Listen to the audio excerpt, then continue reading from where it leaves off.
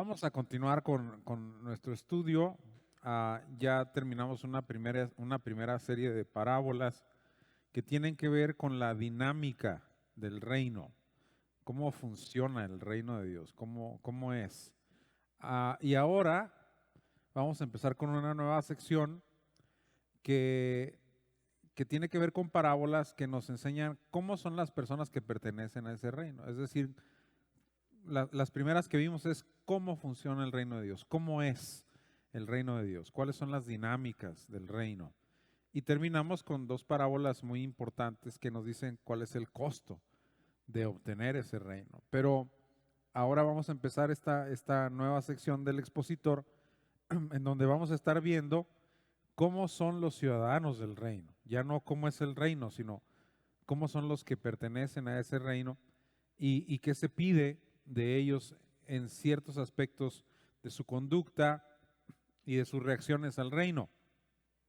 Ahí dice el expositor que en una variedad de hermosas parábolas, Cristo describe la naturaleza de algunas dinámicas espirituales propias de la vida cristiana. Por eso digo que es de las personas que viven en el reino de Dios y del reino al que pertenecen, como lo es la oración, la obediencia, la vigilancia, el perdón, el dar fruto. Todas esas son dinámicas espirituales que caracterizan a las personas que pertenecen al reino de Dios. Las personas que pertenecen a ese reino y que de veras son ciudadanos de él, entonces son personas que desarrollan ciertas dinámicas en su vida personal que los caracterizan, que los definen, que los describen y que los modelan. Cosas como la oración, aspectos de su vida como lo es la obediencia, la vigilancia, de su carácter como es el perdón y de su dinámica personal como es fructificar. Todo eso caracteriza a los ciudadanos del reino, ¿sí? Casi todos sabemos cómo es un reino por cómo son las personas que pertenecen a él. Entonces, en ese sentido vamos a estar viendo entonces estas parábolas que tratan básicamente sobre las características de los que pertenecen al reino de Dios. Dice que todas ellas son revelaciones de la conducta. La conducta pues es el comportamiento continuo, ¿verdad?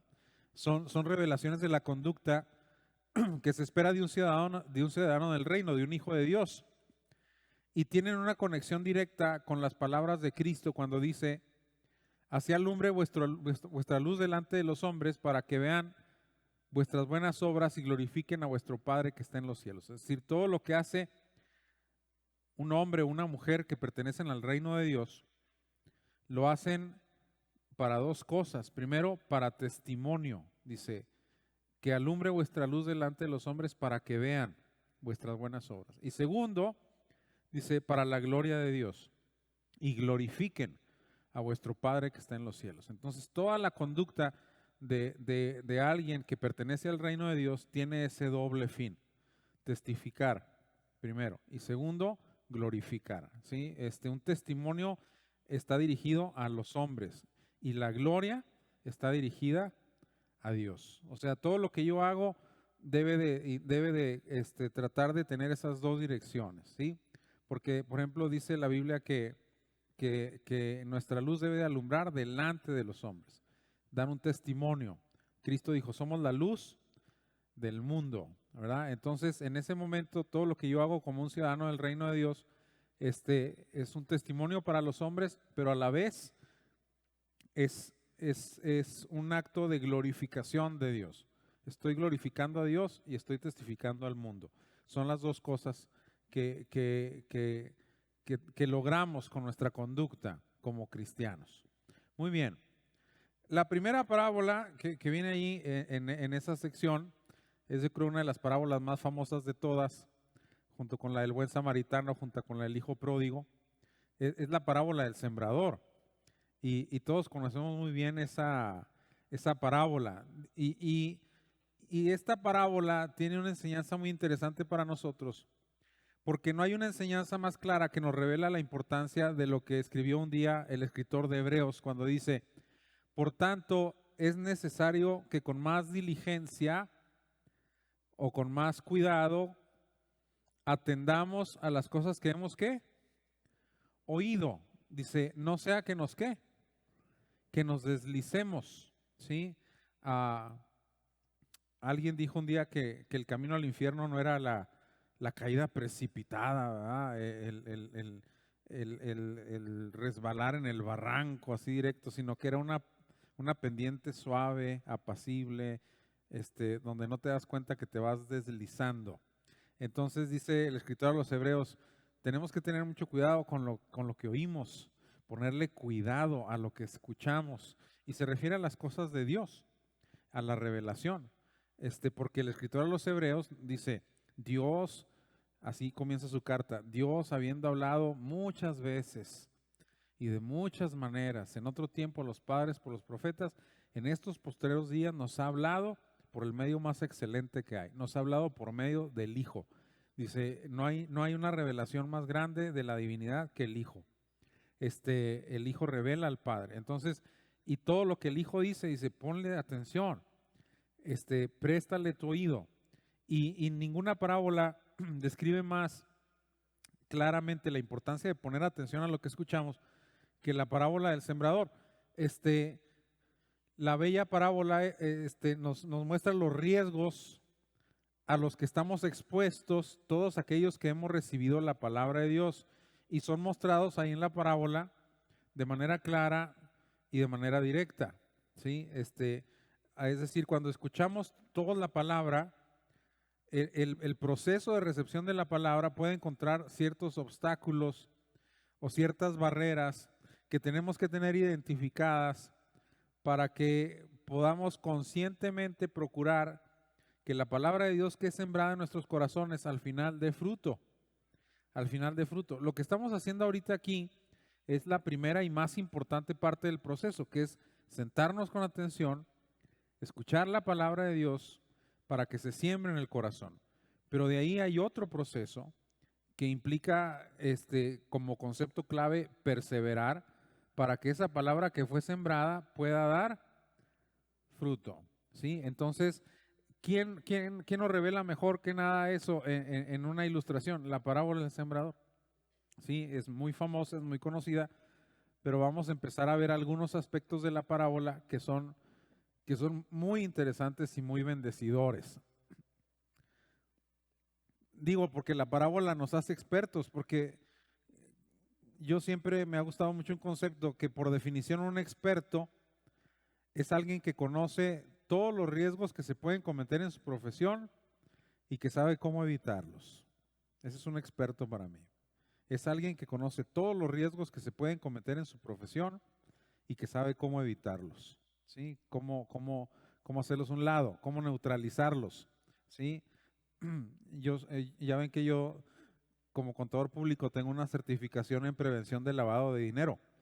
Y en cuestión de prevención del lavado de dinero, la clave ahí radica en identificar los riesgos y las amenazas.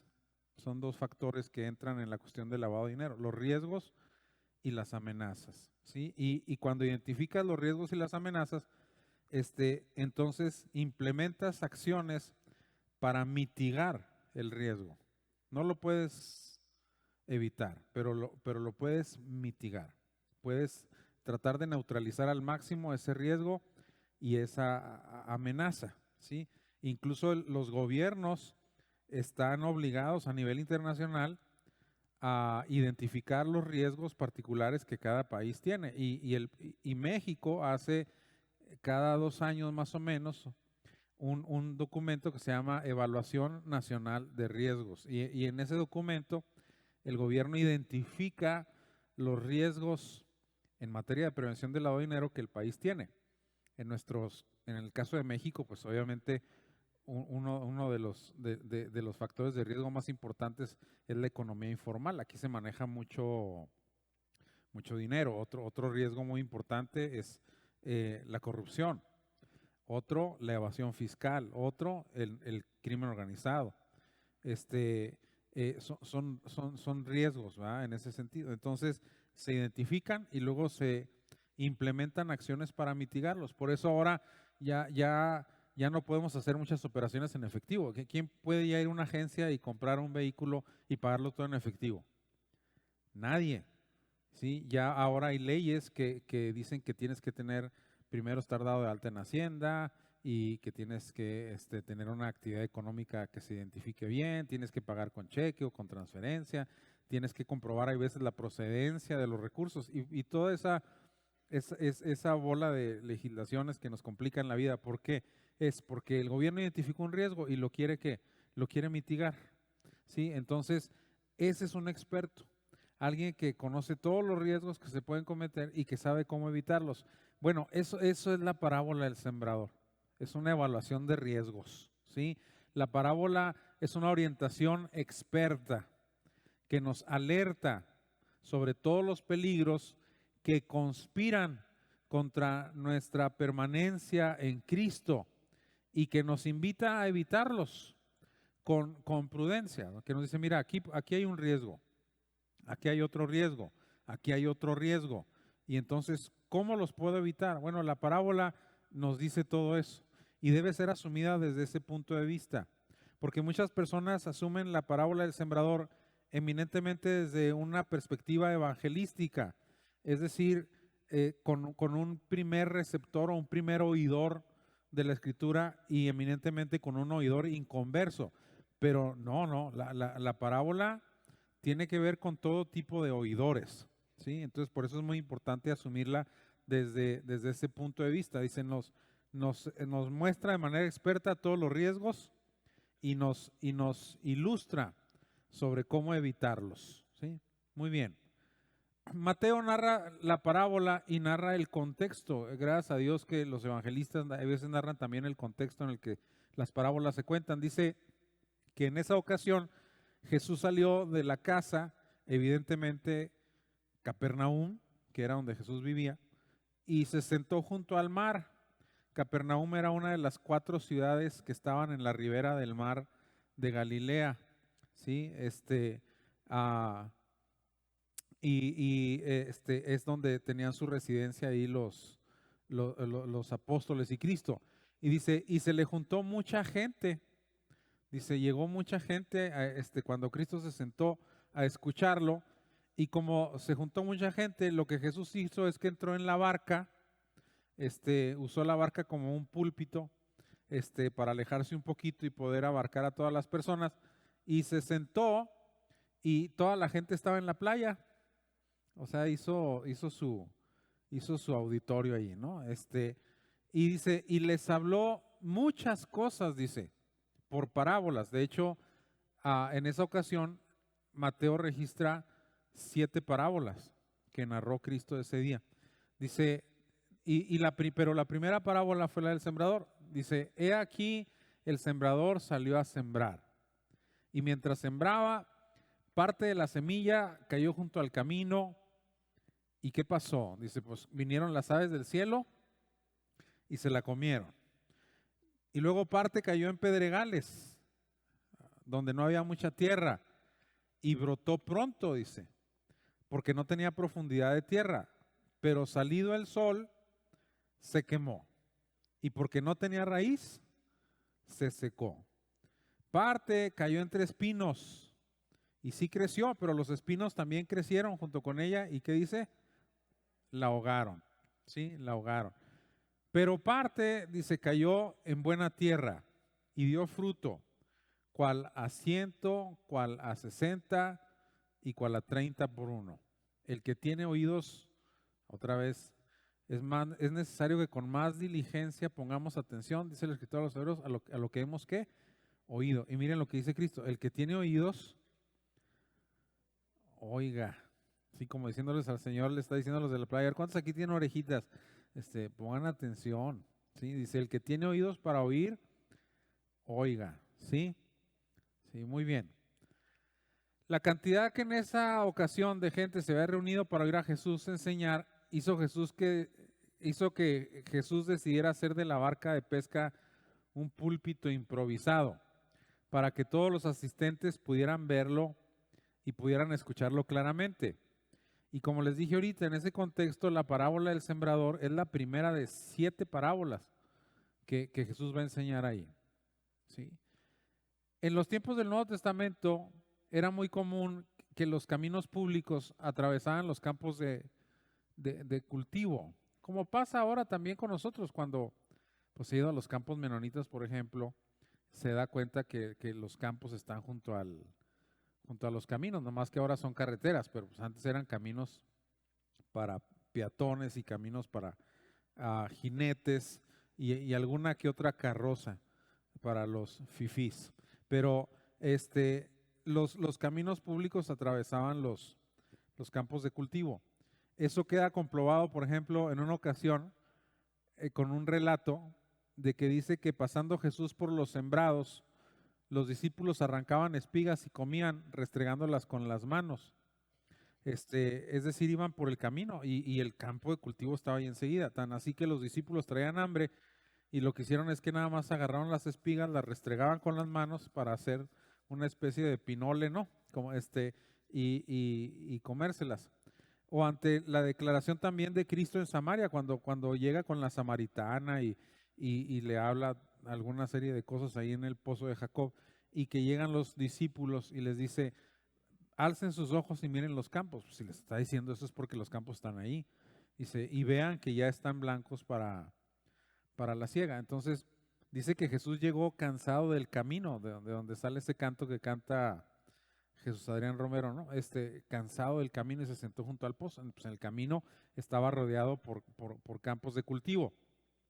Y esa disposición particular de los sembradíos hacía que al esparcir los sembradores las semillas en los campos, porque en Palestina lo que se hacía es que se esparcía las semillas y no se sembraba así, ¿no? El viento pudiera esparcir algunas de ellas junto a los caminos que atravesaban los terrenos de cultivo. Y en los caminos se encontraban en abundancia los elementos narrados en la historia de Cristo. O sea, a la vera del camino, en los vados, pues lo que abundaban eran piedras y espinos. Acuérdense que Palestina era una zona semidesértica a desértica, muy parecidas a algunas zonas aquí del estado. Entonces, pues donde quiera había piedras y donde quiera había espinos, ¿verdad? Cualquier oyente de Cristo, o sea, cualquier oyente de Cristo que estuviera escuchando la parábola, pues estaba bien familiarizado con la narración.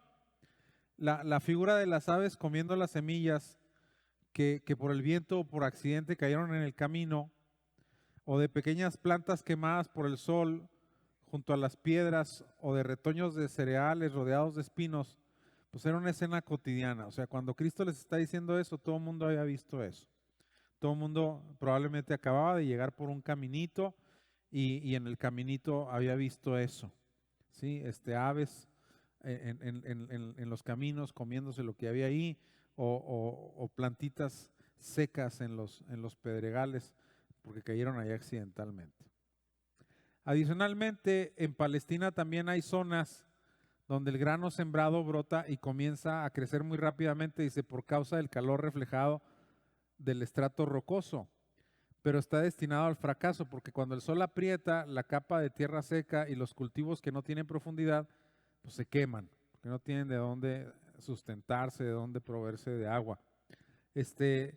Por lo que hablar de semillas que crecían en pedregales era también un paisaje bien identificado y bien conocido de todos. Entonces, cuando Cristo empieza a hablar con la parábola del sembrador, pues nosotros que vivimos en una ciudad, se nos complica a lo mejor un poquito más, aunque sí tenemos todo el conocimiento para entenderlo y sí nos ha tocado ver y pasar por campos de cultivos y más o menos identificar la escena.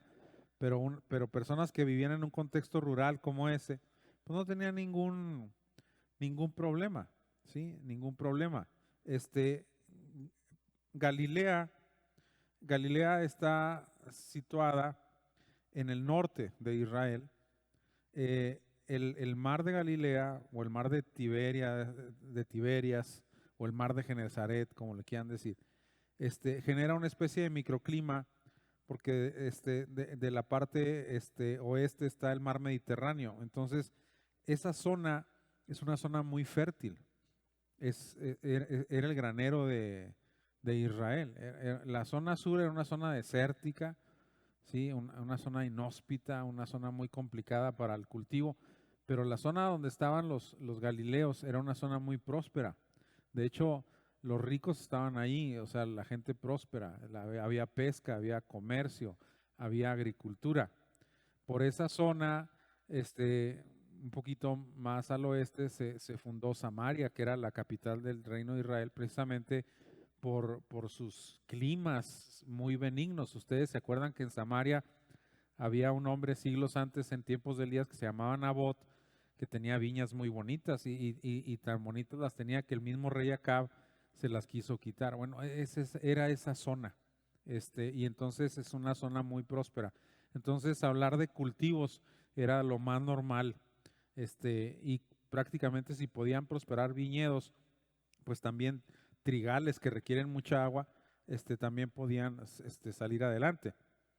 Dice que la naturaleza de la parábola y su tema producen una narrativa bien detallada, que en este caso Cristo se encarga de explicar y de asignarle significado a cada elemento. Aquí Cristo deliberadamente, sí, en la parábola da muchos detalles, pero al dar tantos detalles, Cristo dice, estoy dando tantos detalles porque aquí sí cada detalle tiene significado, pero no se los voy a dejar a su imaginación. Dice, yo se los voy a explicar. O sea, Cristo da el significado para que no haya márgenes de cometer errores en la interpretación.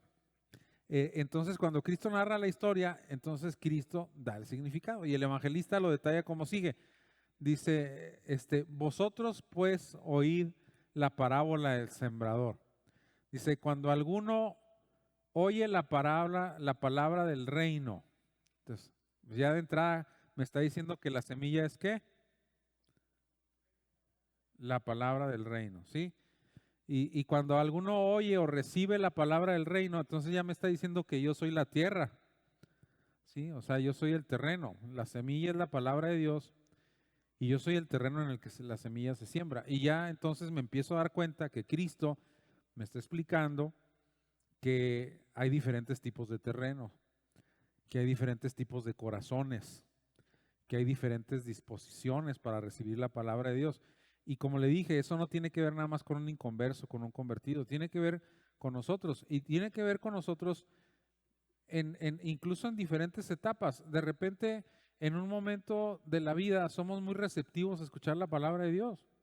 Estamos abiertos y la recibimos. Pero en otro momento de nuestra vida, venimos con un corazón duro y cerrado, por lo que ustedes quieran, incrédulo o enojado, y no recibimos la palabra. O sea, no, esto no quiere decir que, sí, yo siempre soy el de buena tierra o yo soy el de los espinos. No, quiere decir que en diferentes tengo que tener cuidado porque en diferentes circunstancias yo puedo ser un diferente tipo de terreno también, ¿sí? A todos nos ha pasado que de repente venimos con muchas ganas de escuchar y de repente no, ¿verdad? De repente venimos distraídos, de repente venimos duros, de repente no recibimos lo que está diciendo el predicador o la palabra que se está predicando y de repente sí. Entonces por eso hay que identificar siempre esos riesgos para nuestra vida, ¿sí? Pero dice Cristo, bueno, cuando alguno oye la palabra del reino y no la entiende, no quiere decir que porque sea burro, sino porque no la recibe, no la asimila, no se esfuerza para entenderla, ¿sí? Dice, viene el malo y arrebata lo que fue sembrado en su corazón. Este es el que fue sembrado junto al camino. Entonces ya Cristo nos explica el primer contexto, el primer escenario. Luego después dice, el que fue sembrado en pedregales, este es el que oye la palabra y al momento la recibe con mucho gozo. O sea, se emociona, ¿sí? Es de esos que, se emocionan y pero no tienen raíz en sí, sino que es de corta duración, porque cuando viene la aflicción, ¿sí? ¿Cuántos han tenido alguna aflicción en su vida? ¿Sí? Cuando viene la aflicción o cuando viene la persecución por causa de la palabra, dice, luego tropieza, ¿sí? Son personas que sí reciben la palabra y la reciben muy contentos y dicen, esto es maravilloso. Pero en el momento en que viene una situación adversa, dudan, flaquean, tropiezan, ¿sí? El que fue sembrado entre espinos, este es el que oye la palabra, pero el afán de este siglo y el engaño de las riquezas ahogan la palabra y se hace infructuoso. Estamos viendo diferentes tipos de terrenos, ¿sí? Mas el que fue sembrado en buena tierra, este es el que oye y entiende la palabra, o sea, la asimila, ¿sí? En su interior, en su mente, en su corazón. Dice, y da fruto. Ese es el objetivo. Dice, hay una consecuencia lógica. Lo que nos está diciendo aquí la parábola es que la consecuencia de oír, primero de oír, y luego la consecuencia de entender, nos lleva a que vamos a dar fruto. El que oye y el que entiende, entonces ese es el que da fruto. ¿Cómo la entiende? Pues la entiende en su contexto personal, entiende cómo aplicarla, entiende cómo hacerla una realidad en su vida, entiende cómo vivirla en su contexto personal, en su experiencia de vida propia y particular. ¿Ah? Dice, y entonces esa persona produce, dice, a 100, a 60 y a 30 por uno. ¿Sí? Entonces, Cristo explica ahí claramente bien la parábola. Muy bien. Al tener como epicentro el reino de Dios, acuérdense que las parábolas nos narran cómo es el reino de Dios. Entonces, por eso Cristo dice que la semilla es la palabra del reino. ¿Sí? Dice, la semilla es la palabra del reino. Él es el sembrador, ¿eh? Cuando dice el sembrador salió a sembrar, pues ¿quién vino a traernos la palabra del reino? Cristo, ¿sí? Dice, la semilla es la palabra del reino. Quien vino a proclamar el evangelio del reino fue Cristo mismo, por lo que él mismo es el que, el sembrador. A ver si, ¿qué dice Mateo 13:37? Si es, a ver si este es Mateo. Vamos a ver. Ahí está. Dice, respondiendo él les dijo, el que siembra la buena semilla, ¿quién es? Es el Hijo del Hombre. Entonces Cristo mismo se identifica como el sembrador, ¿sí? El que siembra es Cristo, ¿sí? Muy bien. Y lo que se siembra es la palabra del reino, es el evangelio del reino. Dice que la parábola consiste en 4 escenas. Esas 4 escenas representan las 4 diferentes respuestas de los corazones de los hombres al mensaje del evangelio y las describe como 4 diferentes tipos de terrenos. Y como les dije ahorita, es muy importante porque yo no puedo decir, sí, yo soy el que recibí la palabra, sí, pero en ciertas ocasiones no la recibes. En ciertas ocasiones estás muy afanado, en ciertas ocasiones estás muy distraído. Hay cierto mensaje del reino que a veces tú no aceptas y rebota como en la sólida roca del segundo escenario. O eres olvidadizo y eres la semilla que cayó en el camino, ¿sí? A todos nos ha pasado diferentes escenarios en ese sentido. Derivado de ello, se aprecia claramente a medida que la historia progresa que el fracaso o el éxito del crecimiento de las plantas no está en la semilla. O sea, la culpa de que no crezca la planta no está en la semilla, ¿sí? La planta, si no crece, es por culpa de ¿qué? Del terreno, ¿sí? O sea, aquí toda la bronca está en el terreno. Por eso ya entramos en una dinámica de estudio de parábolas que tiene que ver con nosotros, ya no con el reino, sino con nosotros que se supone que pertenecemos a él.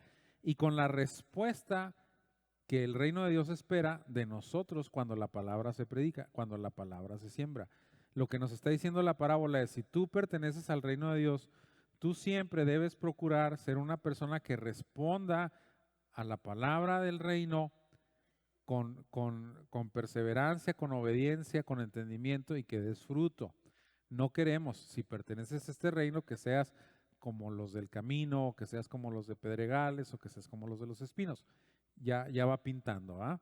Entonces, dice, entonces el fracaso o el éxito no se encuentra en la semilla, se encuentra en los que la reciben. La semilla está perfecta, la semilla no tiene ningún problema, la semilla no tiene ningún defecto, ¿sí?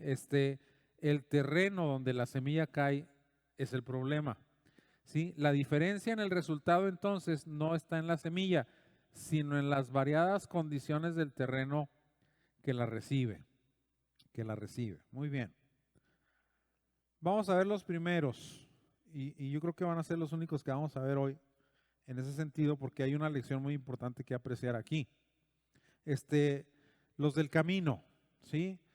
Ese tipo de oyentes solamente llegan hasta ahí, oír la palabra, ¿sí?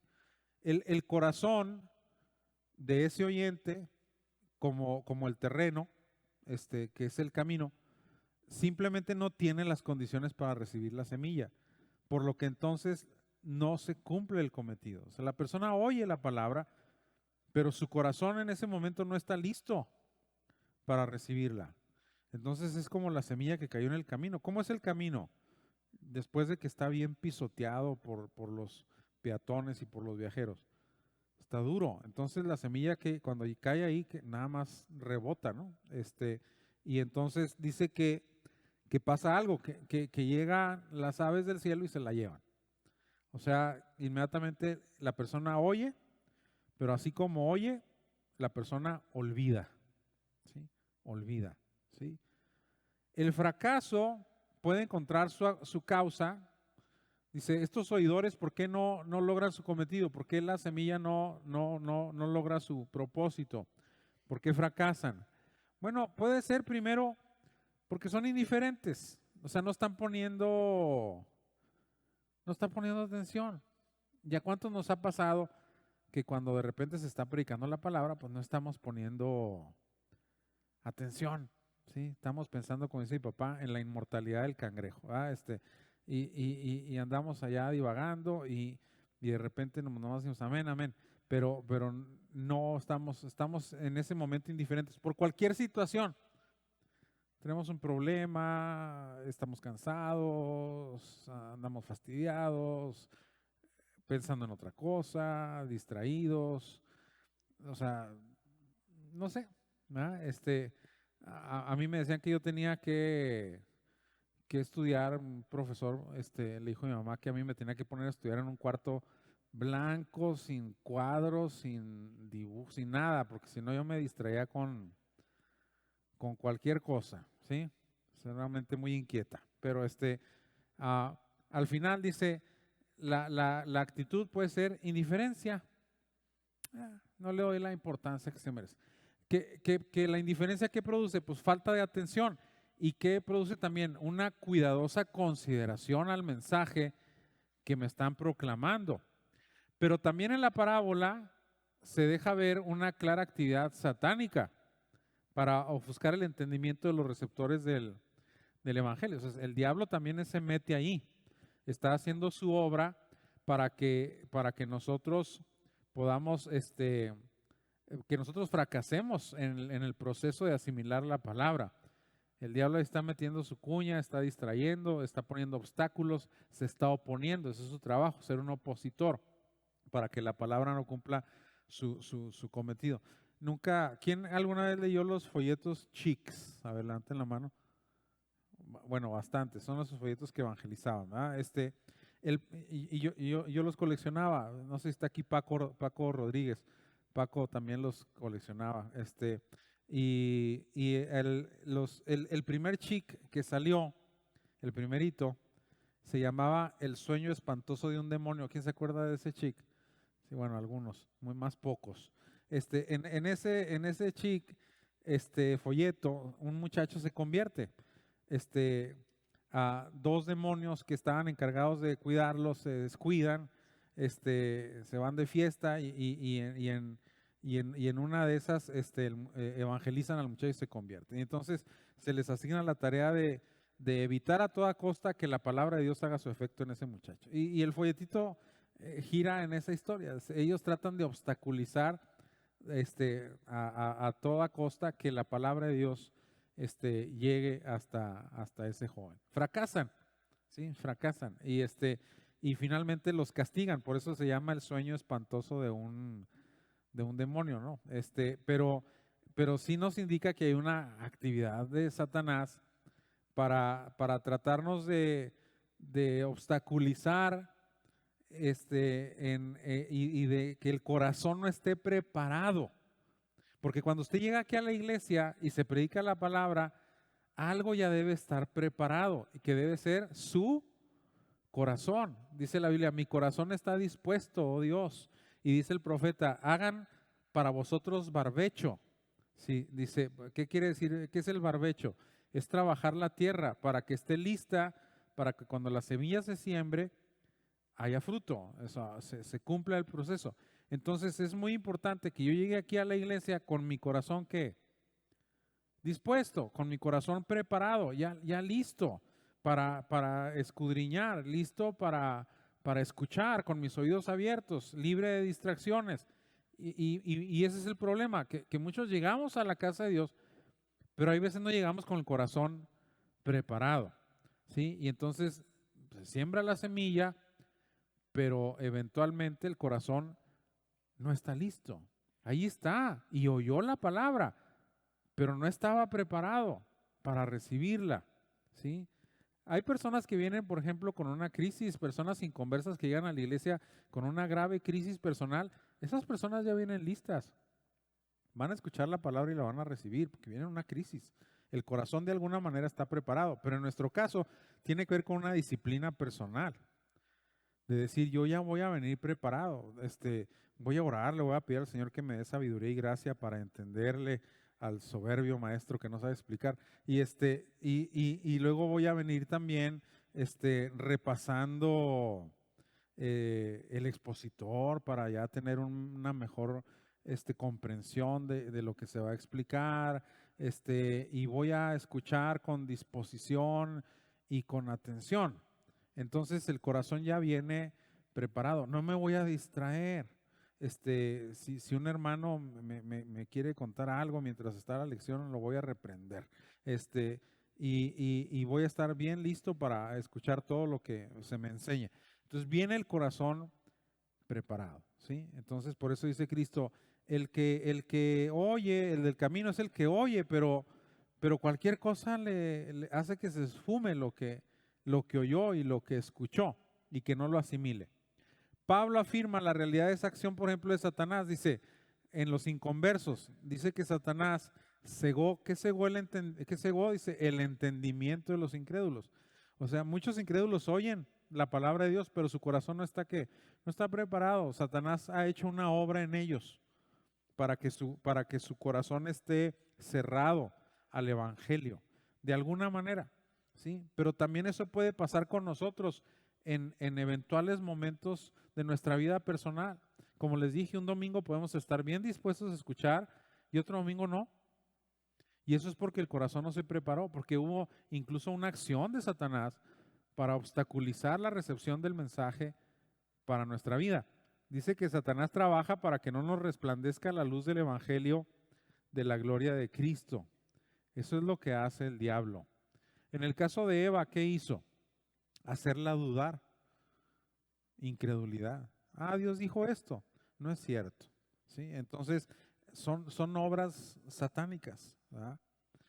Parece ser que este tipo de oyentes, los del camino, al momento de que escuchan el mensaje, de alguna manera lo rechazan porque simplemente no lo creen. O sea, esa es la primera razón. Lo rechazo porque no lo creo.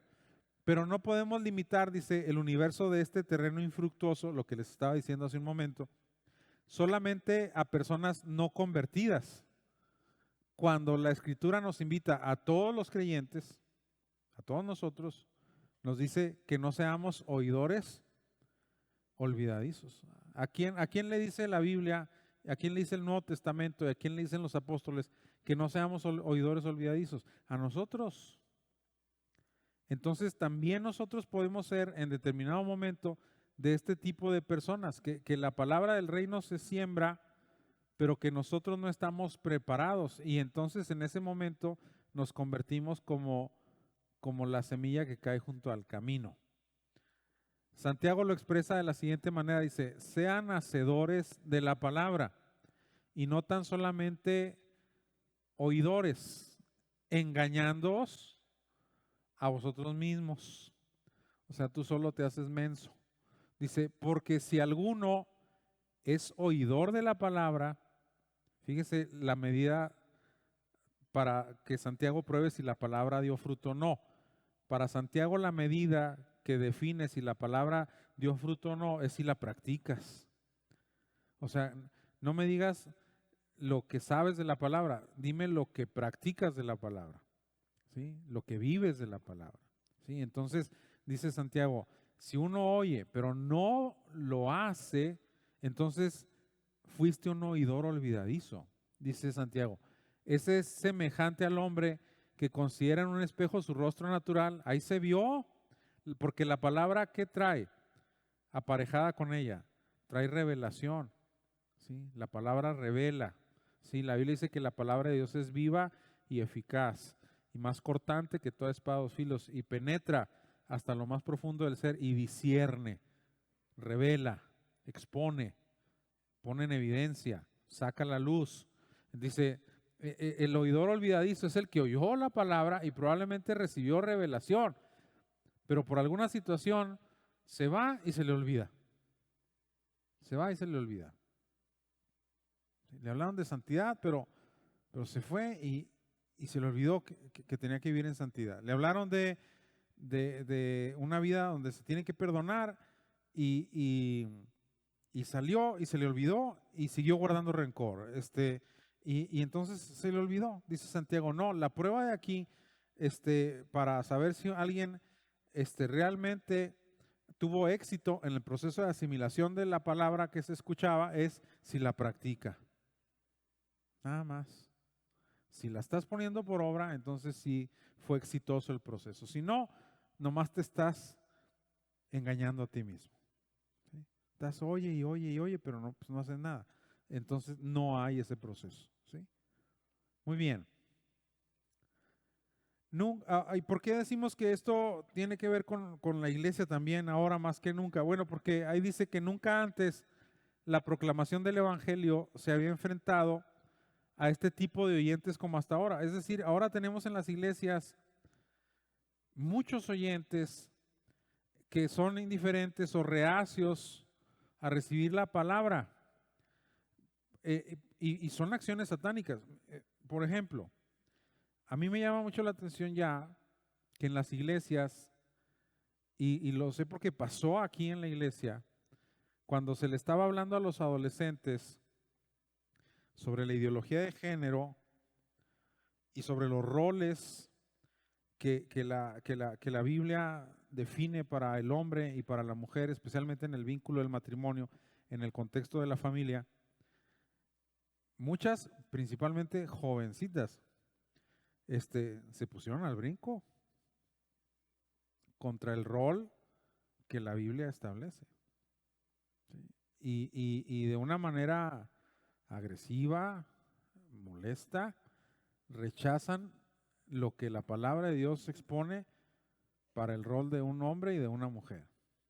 Entonces, en ese momento ya te estás dando cuenta que por la influencia del mundo y de la sociedad y del siglo, hay personas que oyen la palabra, que de alguna manera tal vez quieren obedecerla, pero cuando escuchan ese tipo de cuestiones la rechazan. Y entonces la semilla, hagan de cuenta que rebota en el piso del camino.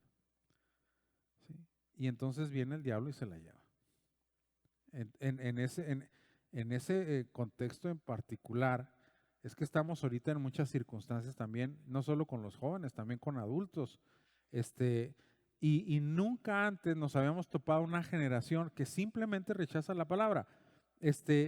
¿Por qué? Porque limita su aplicación y su pertinencia al auditorio original de los receptores de los evangelios y no como algo que es aplicable para su vida. Es decir, ahora ya hay un sector muy grande en la iglesia que dice eso que el pastor está predicando era para la gente del tiempo de Pablo, no era para mí. ¿Sí? No es para mí. Yo les platiqué en una ocasión que el pastor de Lily allá en Georgia, el hermano Bob Moon, me decía que cuáles eran los problemas que estábamos enfrentando aquí en la iglesia, y yo le platicaba pues las doctrinas que estábamos enfrentando y con las cuales estábamos batallando, y él me dice, no, eso ya pasó allá. Dijo, mi problema ahorita en la iglesia es que yo me paro delante de la iglesia y la iglesia me desafía y me reta para decirme, demuéstrame que eso que estás predicando es la palabra de Dios y demuéstrame que eso es aplicable a mi vida. Porque si no, yo no lo voy a aplicar.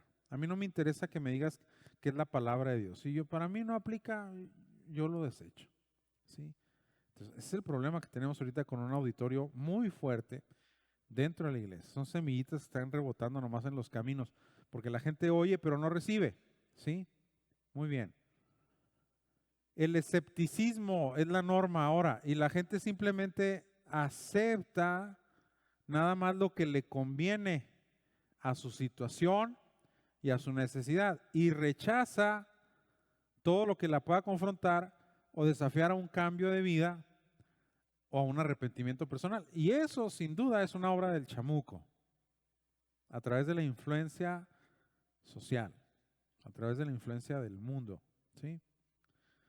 Y sí lo tenemos. ¿Cuál es el plan de Dios para el hombre y para la mujer? Que se casen, que críen hijos, que formen una familia, porque la Biblia dice que en ese contexto el matrimonio es un testimonio de Cristo y de su iglesia incluso, porque se testifica del cuidado que el hombre como cabeza tiene de la mujer, de la provisión, de la dirección, de la santificación, del respeto que la esposa le demuestra al marido, de su afecto en base a todo lo que le da, y eso testifica de la relación de Cristo y su iglesia, porque así dice la Biblia.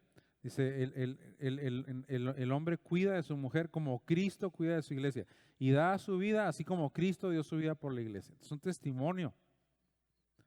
Y ahora ya no se quieren casar.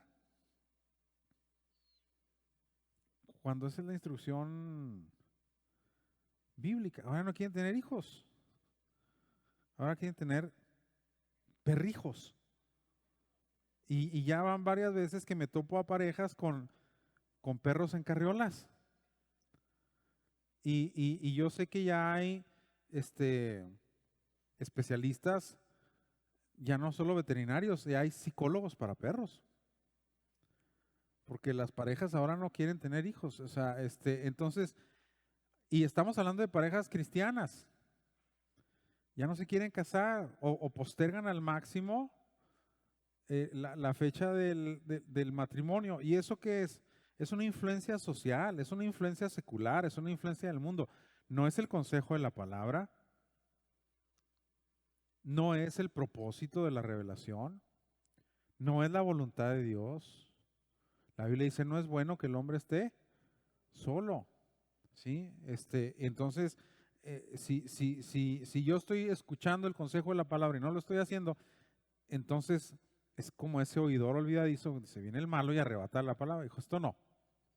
¿Sí? Entonces, y todos somos así, de cierta manera, convenencieros. O sea, hay ciertas cosas que podemos aceptar, pero hay ciertas cosas que simplemente no nos convienen, o nos confrontan, o nos desafían, y de manera llana las desechamos. ¿Sí? Y nos olvidamos de ellas. ¿Sí? Es una obra. Uno de los argumentos, por ejemplo, de un importante sector, y lo vimos cuando vimos el expositor de No te conformes a este siglo, uno de los argumentos más importantes de un gran sector de la iglesia actual para abrirle las puertas de las congregaciones a personas homosexuales e inclusive aceptar la participación activa de ministros con esa conducta. Lo vimos ahí en el expositor, episcopales, luteranos, presbiterianos, algunos bautistas, algunos metodistas que ya están por dividirse en Estados Unidos porque nomás no se ponen de acuerdo sobre el asunto. Son sectores muy importantes del cristianismo. Se basa en el argumento de que la condena de Pablo a los homosexuales, porque ¿verdad que dice Pablo eso? Dice, no os engañéis, ni los ladrones, ni los homicidas, ni los adúlteros, ni los fornicarios, ni los afeminados, ni los que se echan con varones. Entonces dice, no, no, no, no, no, no, no, no, no. A ver, dice, en el griego, la palabra que Pablo usa para homosexuales o los que se echan con varones es la palabra griega arsenokoites. Y se refiere solamente a hombres que prestaban servicios de índole sexual en los templos paganos, porque acuérdense que a ellos veían la práctica sexual en algunas religiones como un vínculo con la divinidad y por eso se degeneraban en orgías y todo eso. Dice, no, cuando Pablo está hablando se refiere a esos arsenocoites, porque le está hablando a los corintios. Y en Corinto había unos templos así muy degenerados donde se ofrecían servicios sexuales prácticamente disfrazados de religión, y lo hacían tanto hombres como mujeres. Incluso había una frase, no sé si alguien la ha escuchado alguna vez, se usaba antes, que cuando tú te metías en un problemón, que decías, ya te metiste en una bronca, decía, ya me metí en una gruta coriciana. La expresión gruta coriciana era que te metías en un laberinto sin saber que te estabas metiendo en un problema, porque para ir a esos templos se entraba por unas grutas y de repente había personas que inocentemente andaban caminando por ahí y válgame, de repente ya se encontraban con todo el degenere. Dice, te metiste en una gruta coriciana. Y entonces dice, no, no, no, no. Pablo cuando condena aquí homosexuales está condenando exclusivamente a personas que se prostituyen de una manera degenerada y viciosa, como una práctica de la época. Pero Pablo no está condenando una relación homosexual de fidelidad y de amor. Entonces, yo no tengo por qué rechazar en la comunión de la iglesia a una persona que practica la homosexualidad, si esa persona tiene su pareja homosexual en una relación de fidelidad, y de amor. Entonces se fijan, ahí se oye la palabra, pero la palabra rebota, ¿sí?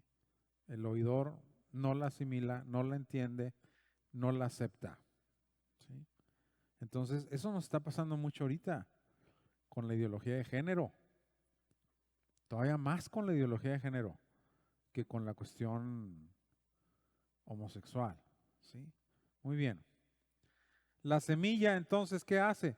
Pues rebota en una tierra endurecida. Y lo mismo pasa ahora también, como les digo, con nuestros jóvenes en cuanto al modelo bíblico para la familia. Es la obra de una sociedad orientada al mal, operando en las mentes para que la semilla caiga en un terreno estéril y en un terreno que improductivo, ¿sí?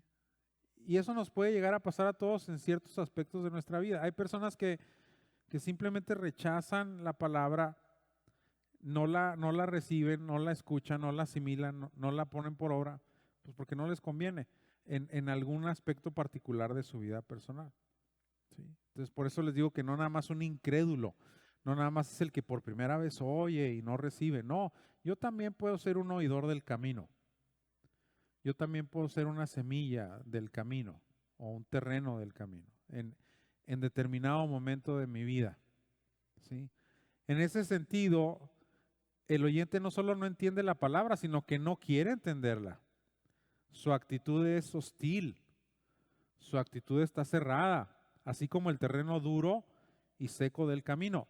Y esto, como aseguramos, no solo es propio de los no regenerados, sino que el escritor de Hebreos se ve en la necesidad de amonestar a un grupo de cristianos que se han vuelto, dice, tardos para oír. En Hebreos 5:11 dice el escritor a los hebreos allí, a sus lectores. Acerca de esto tenemos mucho que decir y difícil de explicar porque se han hecho ¿qué? ¿Tardos para qué?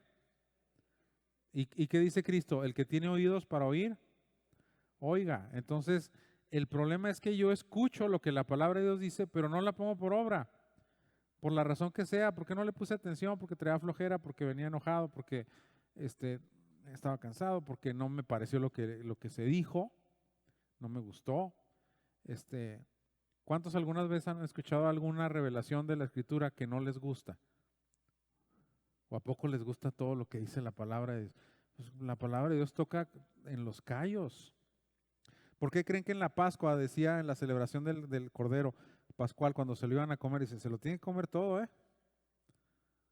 todo se lo tienen que comer? Yo cuando leía eso de chico, lo primero que pensaba, chin, el hígado. Nunca me ha gustado el hígado. Y decir, me voy a tener que comer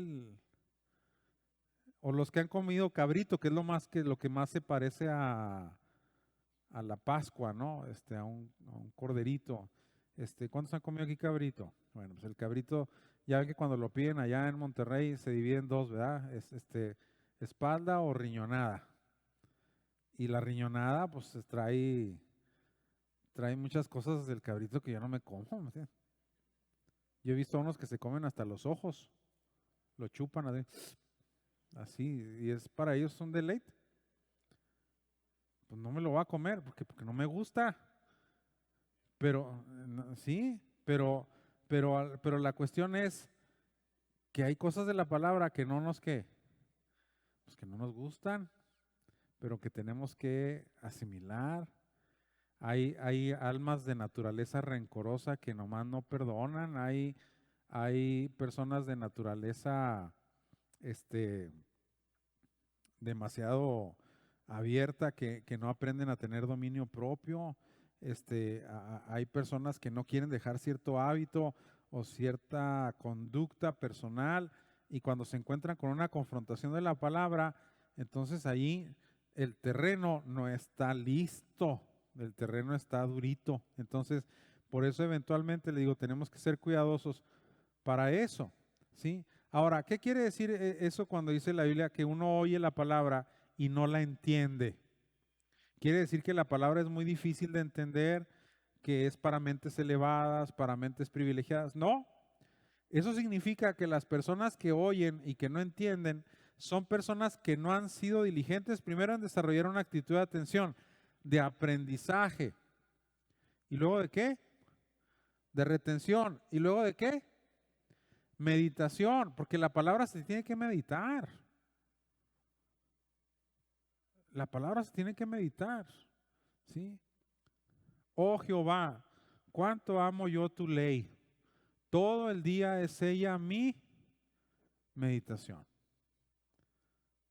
Bienaventurado el varón que no anda en camino de mal, donde decide descansar, bla, bla, bla, bla, se ha sentado. Sino que en la ley de Jehová está su delicia, y en su ley medita de día y de noche. O sea, hay un proceso. Escuchar es una parte. La parte más importante, es la parte fundamental. La fe viene por el oír.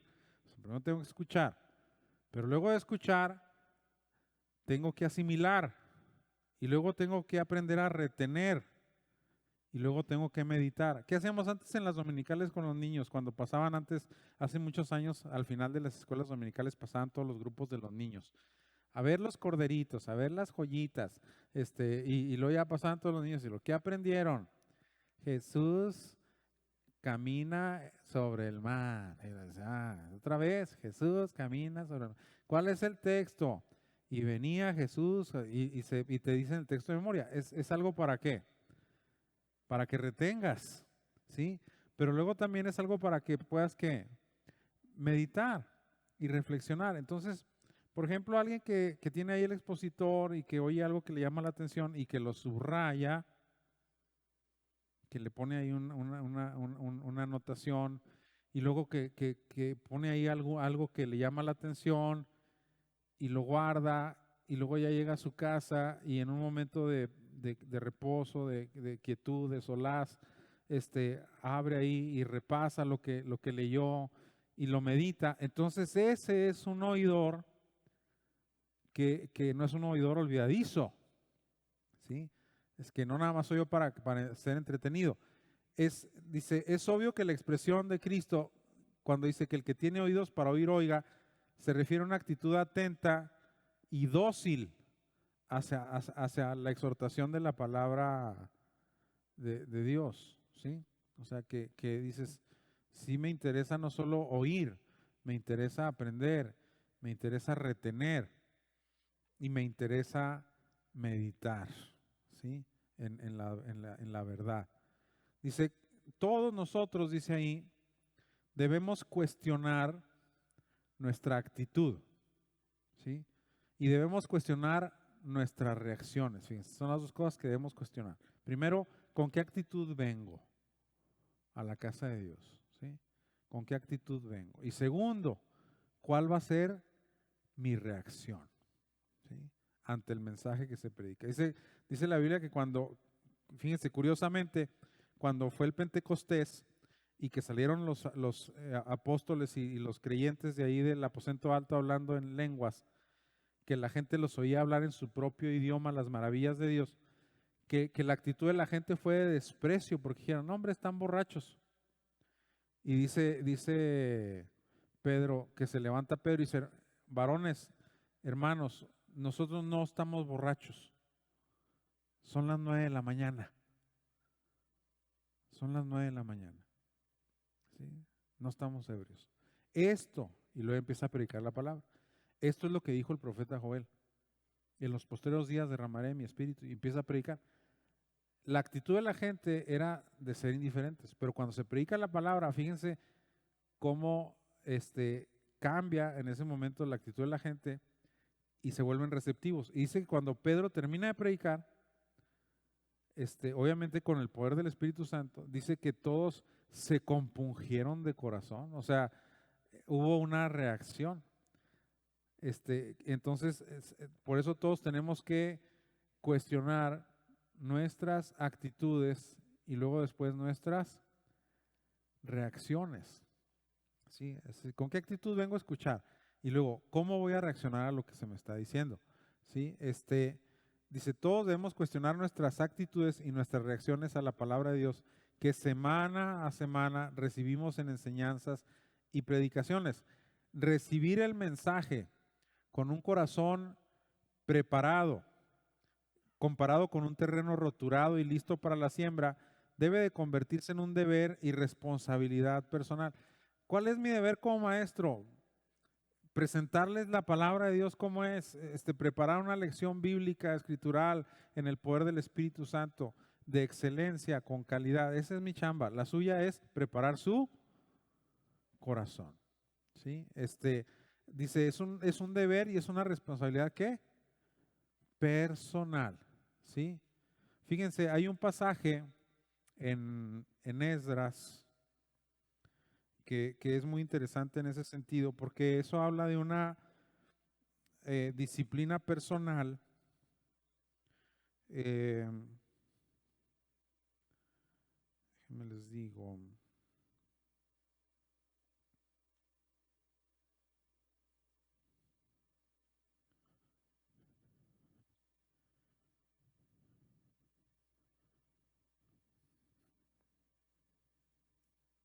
Está en el capítulo 7. A ver, 7.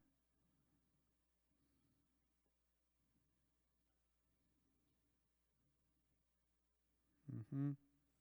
A ver, preparado.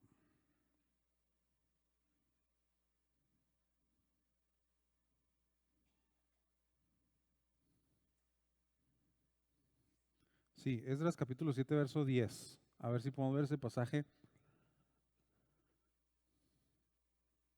Dice que Esdras es reconocido como un segundo Moisés, porque fue el que volvió al pueblo a la ley. Y muchos aseguran, y no hay razones para dudarlo, que el canon del Antiguo Testamento, los 66 libros, se los debemos a Esdras. Pero dice, Esdras había preparado su corazón, dice. Se fija, hay una preparación. Dice, Esdras había preparado su corazón. ¿Quién había preparado el corazón de Esdras? Pues Esdras, pues es su corazón. Él lo tuvo que preparar. Dice, Esdras había preparado su propio corazón para inquirir en la ley de Jehová. Fíjense, para conocer la ley, para escudriñarla, para aprender. Pero luego dice, ¿qué? Para cumplirla. Y luego él, pues era un maestro. ¿Y luego para qué? Para enseñarla, porque era su ministerio, era un maestro de Israel, era un exégeta, era un intérprete de la ley. Pero dice, pero para eso primero tuvo que ¿qué? Preparar su corazón. Decir, oye, yo me voy a preparar para esto, yo voy a orar, yo voy a pedirle al Señor que me dé un corazón dispuesto, receptivo. Como decimos jugando, voy a reprender todo espíritu de cerebro de teflón, y voy a llegar a aprender. ¿Sí? Muy bien. Entonces, dice ahí que es una deber y responsabilidad personal al venir a escuchar la palabra de Dios. ¿Qué dice ahí Oseas 10:12? Dice, sembrad para vosotros en justicia, segad para vosotros en misericordia, hagan para vosotros barbecho, porque es el tiempo de buscar a Jehová. Pero fíjense cómo hay una responsabilidad personal. Sembrad para quién? Para ti, ¿sí? Ciega para quién? Para ti. ¿Y para a quién debe de barbechar? Tú. Hagan para ustedes el barbecho. O sea, cada quien tiene que aprender a preparar su corazón para recibir la palabra de Dios, ¿sí? Para que no se frustre, ¿sí? Muy bien. Bueno, estos son los pedregales, pero ya no lo vamos a alcanzar a ver. Si no lo dejaríamos fragmentado. Yo creo que con de esta enseñanza de los oidores olvidadizos tenemos, los del camino. Y como les digo, generalmente cuando vemos la parábola del sembrador, pensamos en los del camino como la gente que oye y no quiere nada del evangelio. No, también puedo ser yo. También puedo ser yo en determinadas circunstancias. O sea, que siempre que yo esté expuesto a la palabra de Dios, siempre procurar que mi corazón esté dispuesto. ¿Sí? Esté dispuesto. Porque yo les he explicado, ¿por qué cuando vamos a leer la palabra de Dios nos ponemos de pie? Y eso era porque había una costumbre, y lo vemos en el libro de los Jueces. Déjenme ver exactamente en qué capítulo está.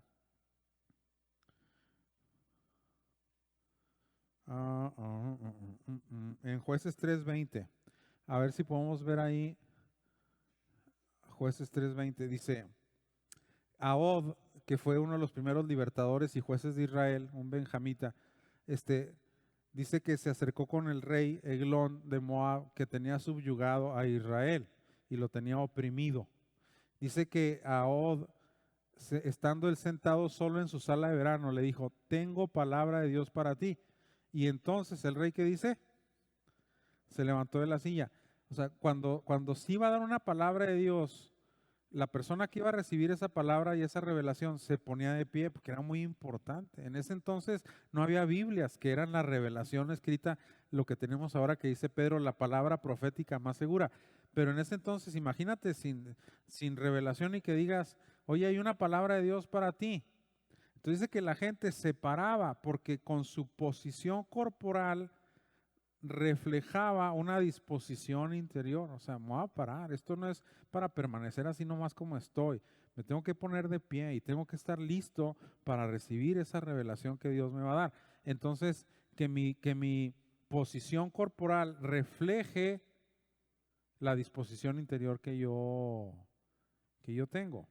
¿Sí? Entonces, en ese sentido, dice, él se levantó de la silla. O sea, como diciendo, estoy preparado, échalo. Lo que me vayas a decir, estoy listo. Yo les decía ayer a los sugieres, porque una hermana decía, yo quiero decir algo, ¿puedo decir algo? Y le digo, ya con tanto tiempo que ando en el DF, de repente se le pegan uno las frases, hay unos que dicen, suéltala, que ya camina. Entonces aquí dice, ya estoy listo. Dime la palabra que me tengas que decir. ¿Sí? Entonces yo ya estoy preparado para recibir lo que me vas a decir. Y que lo que me vas a decir no quede en saco roto. Entonces, pues yo creo que sí entendemos este punto, ¿va? Este primer terrenito, que es el terreno del camino. Y que eventualmente todos nosotros, ustedes y yo, podemos ser confrontados en alguna ocasión por la palabra y encontrarnos en esa situación. Y decir, no, pues mejor me preparo. Mejor antes de venir a la iglesia le pido al Señor que me dé gracia, que me dé sabiduría. Por eso antes de empezar a estudiar cantamos un canto para poder adorar un momento al Señor y poder disponer nuestro espíritu y nuestro corazón para la palabra. Pero al final es una responsabilidad que dice ahí, personal, ¿sí? Personal, ¿sí? Prepararnos siempre, disponernos para estar recibiendo la palabra. Muy bien. Dudas, preguntas, quejas, resentimientos, que haya oro, hable oro, calle para siempre. ¿Ah? Bueno, pues si no hay, vamos a orar. ¿Sí tenemos la participación especial del coro de niños? ¿Sí? Pues bueno, mientras los niños pasan, vamos a inclinar nuestro rostro y vamos a orar. Padre, te bendecimos en esta mañana.